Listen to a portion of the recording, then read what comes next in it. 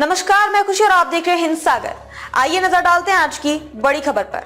संसद में विपक्ष बोला, ये सरकार बचाओ बजट। अभिषेक बनर्जी ने कहा, भाजपा के टारगेट पर अल्पसंख्यक। खड़गे ने सीतारमण को माताजी बताया। संसद में आज 24 जुलाई मानसून सत्र का तीसरा दिन है। कल वित्त मंत्री ने बजट पेश किया था। बुधवार को सुबह सदन शुरू होने से पहले विपक्ष के नेताओं ने संसद के बाहर केंद्र सरकार के बजट के विरोध में प्रदर्शन किया। इंडिया ब्लॉक के नेताओं ने कहा, इस बजट से 90% देश गायब है। सिर्फ बिहार और आंध्र प्रदेश को खुश किया गया है, क्योंकि यहाँ के मुख्यमंत्रियों के भरोसे केंद्र की सरकार चल रही है। ये मोदी सरकार बचाओ बजट है। लोकसभा और राज्यसभा की कार्यवाही शुरू होने के बाद सदन में भी बजट को लेकर हंगामा हुआ। प्रश्नकाल में राज्यसभा में चर्चा के दौरान विपक्ष के नेताओं ने वॉकआउट किया। वे वित्त मंत्री निर्मला सीतारमण के खिलाफ शेम शेम का नारा लगाते हुए सदन से बाहर चले गए।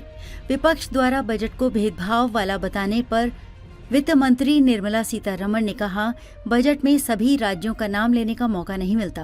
कांग्रेस के नेतृत्व में विपक्ष के नेता जानबूझकर ऐसे आरोप लगा रहे हैं ताकि लोगों को लगे कि उनके राज्य को कुछ नहीं मिला। ये ठीक नहीं है। चर्चा के दौरान राज्यसभा में नेता विपक्ष मल्लिकार्जुन खड़गे ने सभापति से कहा, माताजी बोलने में एक्सपर्ट हैं।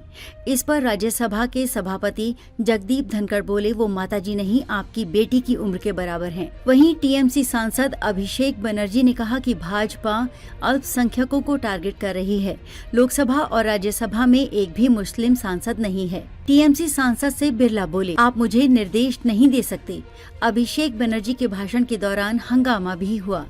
टीएमसी सांसद कल्याण बनर्जी ने स्पीकर ओम बिरला से कहा कि आप सत्ता पक्ष के सांसदों को कुछ नहीं बोलते, हम लोगों को बोलते हैं। इस पर बिरला ने कहा कि आप मुझे निर्देश नहीं दे सकते। स्पीकर बिरला ने सांसदों को नसीहत दी कि कई सदस्य आसंदी को चुनौती देते हैं, इससे बचना चाहिए। अभिषेक बनर्जी बोले, भाजपा अल्पसंख्यकों को निशाना बना रही है।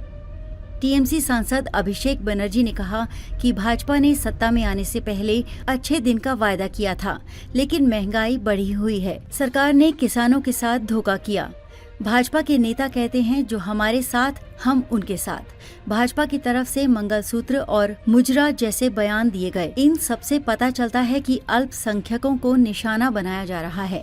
अभिषेक ने कांवड़ यात्रा का मुद्दा भी उठाया। कहा कि धर्म किसी का भी व्यक्तिगत मामला होता है, लेकिन भाजपा इस पर राजनीति कर रही है। भाजपा का इस बार लोकसभा और राज्यसभा में एक भी मुस्लिम सांसद नहीं है। उन्हें इसका जवाब देना चाहिए।